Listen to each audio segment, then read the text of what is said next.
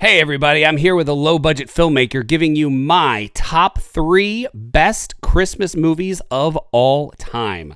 We're going to start here with number 3, the 1946 classic, It's a Wonderful Life. This movie has it all. Classic actors, classic story, and most importantly, it paved the way for other classics such as Nicolas Cage's The Family Man. If you haven't seen that, you got to check this out.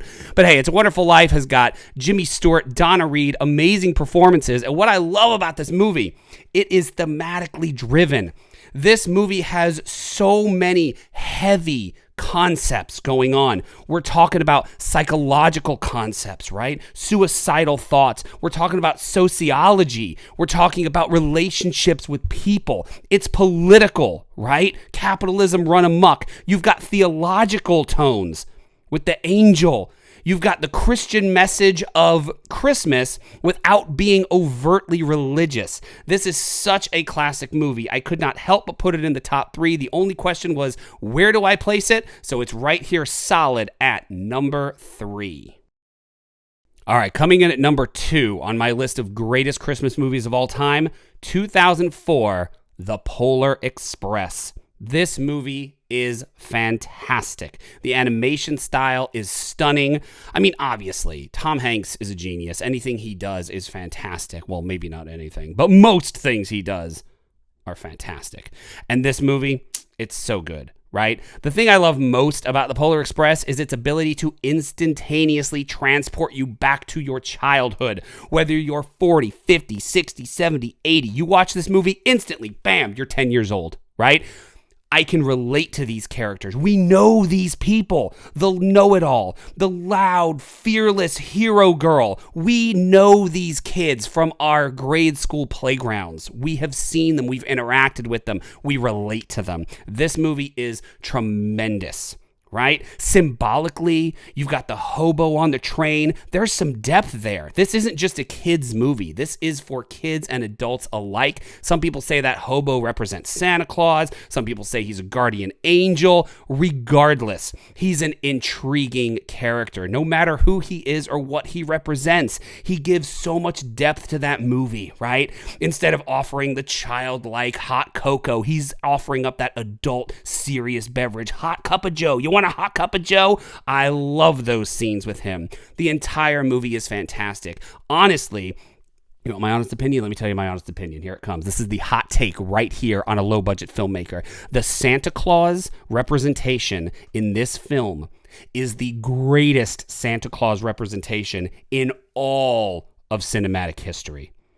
Santa Claus in this movie just looks so boss.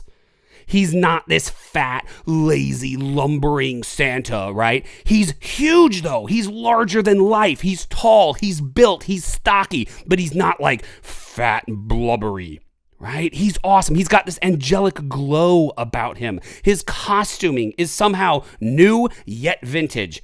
It's the perfect Santa Claus. It's the perfect Santa Claus. Right? This movie will make you believe. That scene at the end where he rings the bell, if you're not crying, I don't care if you're like a bodybuilding buff dude. If you're not crying at the end of this movie, there is something seriously wrong with you as a human being. This movie will get all up in your feelings.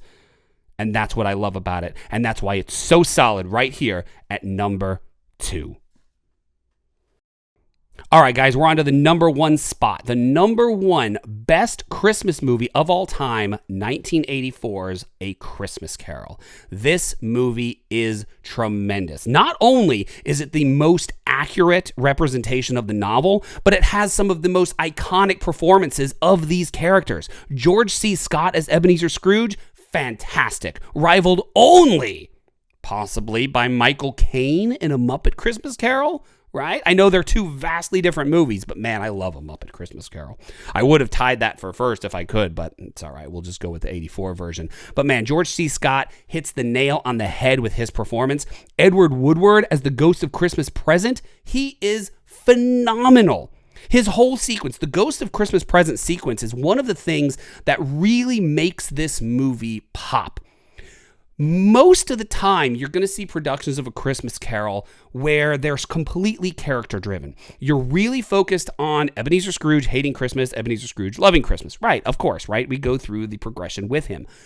But here, the sequence with the Ghost of Christmas Present brings out the humanity in a way that other productions just fall short. We see him with his fiancée Belle. We see him before the greed and the nastiness and the bitterness take over his life. We see that de-evolution of Scrooge, which is so paramount to his character, and this film hits the nail on the head for sure. It also goes beyond the characters and tackles some really, really important themes, right? We're talking about the ideas of greed, the ideas of humanity, right? We've got these sociological ideas kind of throughout, right? The twins, ignorance and want, those people are freaky, right? They're freaky looking characters. And we really tackle these sort of higher these ideas that are not so base level. It's not just about the characters, it's about the thematics overarching the movie, which is really good. I love thematically driven movies. I love movies that make you think and movies that make you go, I love the point that they're making here. Yeah, the performances are great. Yes, the writing is fantastic. Yes, the storyline is good. But what are they really saying underneath it all? That's something that really gets me in a movie, and this movie has it. A lot of other Christmas Carol variations fall short in that thematic quality. This one, not so much. It hits those hard, and it is fantastic. So for those reasons, and so many other reasons, A Christmas Carol 1984 is my number one choice. If you haven't seen it this holiday season, you need to grab it. You need to stream it. You need to rent it. You need to buy it. Whatever you got to do. I watch it at least once a year, usually more than that, and I cannot recommend it highly enough. So there you go. That's my list. The top 3 greatest Christmas movies of all time in the bag. See y'all next time. So if you want more content like this, be sure to like and subscribe and follow A Low Budget Filmmaker on X, Facebook, and Instagram. See you later, everybody.